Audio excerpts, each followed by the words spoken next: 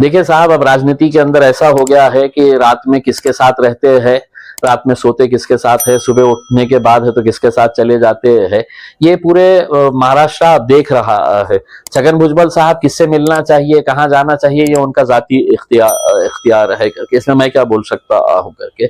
लेकिन अब राजनीति बहुत घटिया लेवल के ऊपर आ चुकी है महाराष्ट्र के अंदर। सब अपना अपना जाती मफाद, जाती फायदा देखने के लिए कर रहे हैं। और इसमें सबसे बड़ा खामियाजा अगर किसी को भुगतना पड़ रहा है तो वो मुसलमानों को भुगतना पड़ रहा है। आप देखेंगे कि कल विशालगढ़ के अंदर जो हुआ है कोल्हापुर में, मुसलमानों के घरों में घुस घुस कर मारा गया। औरतों के गोद में छोटे छोटे बच्चे हैं, बिलक बिलक कर रो रहे हैं। उनके गाड़ियों को नुकसान पहुंचा गया, उनको तोड़फोड़ की गई है। कोई आवाज उठाने के लिए तैयार नहीं है। वही संभाजी महाराज जो शाहू महाराज के वंशज बताते हैं, उनके घराने से ताल्लुक रखने वाले, जिस शाहू महाराज को जिताने के लिए कोल्हापुर के मुसलमान सड़कों के ऊपर निकल आए, मौलाना लोग वहां पर है तो लोगों के बीच जा जा कर नहीं हमको है तो इनको जिताना है करके पूरे घर में दुपक कर बैठ गए हैं उसमें। हसन मुशर्रफ साहब गोजड़ी ओढ़कर कहां गायब हो गए हैं पता नहीं चल रहा है।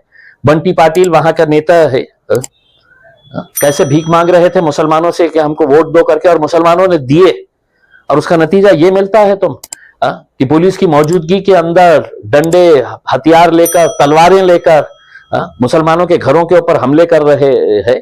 तब कहां छुप गए हैं वो लोग जो इनकी पैरवी कर रहे थे।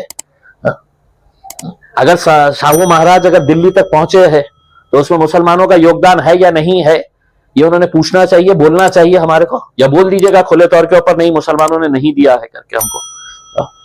तो आज जो हालात बन के आ रहे हैं, कोई हमारे साथ आए ना आए, हम तो अपनी अब ताकत दिखा के रहेंगे। कि पुलिस ने वहां पर भारतीय जनता पार्टी और एकनाथ शिंदे की शिवसेना के कार्यकर्ता की तरह काम किया है। वहां पर उस वर्दी को शर्मिंदा किया है जिस वर्दी के अंदर आईपीएस ऑफिसर्स और सीनियर ऑफिसर्स वहां पर खड़े हुए थे। उसमें उतार दीजिएगा, वो वर्दी उतार दीजिएगा, भगवा चोला ओढ़कर राजनीति के अंदर आइएगा, लेकिन जब तक वो वर्दी है तो उसका सम्मान और इज्जत करते हुए जो ड्यूटी, जिसकी कसम खाए है आपने कि हम देखेंगे नहीं कि कौन सी जात का क्या है करके, जहां पर भी लोगों के साथ नाइंसाफी, पुलिस की मौजूदगी के अंदर इस तरह की गुंडागर्दी चल रही है, तो हम तो ये सवाल करेंगे, फडणवीस साहब, एकनाथ शिंदे साहब, बताइए, अजीत पवार साहब, बताइएगा कि किसने पुलिस वालों के हाथ बांध के रखा था, या वो पुलिस वालों ने बताना चाहिए कि अब हम पुलिस की नौकरी नहीं करते हैं। हम जो है अब वो हमारे आकाओं की, हमारे राजनीतिक पार्टी के जो आकाएं हैं जो हमारा ट्रांसफर करते हैं, उनको खुश करने के लिए हम काम करते हैं। हम अपनी वर्दी का एहतराम नहीं करते हैं, हम अपनी वर्दी के हिसाब से काम नहीं करते हैं।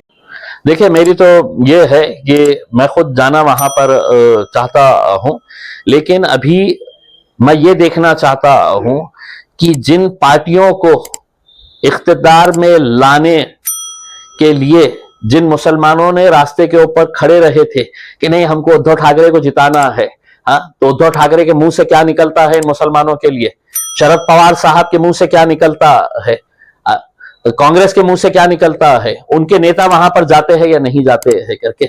और सबसे बड़ा वो मौलाना लोग जो इनकी पैरवी कर रहे थे, वो मौलाना सड़क के ऊपर आएंगे या नहीं आएंगे।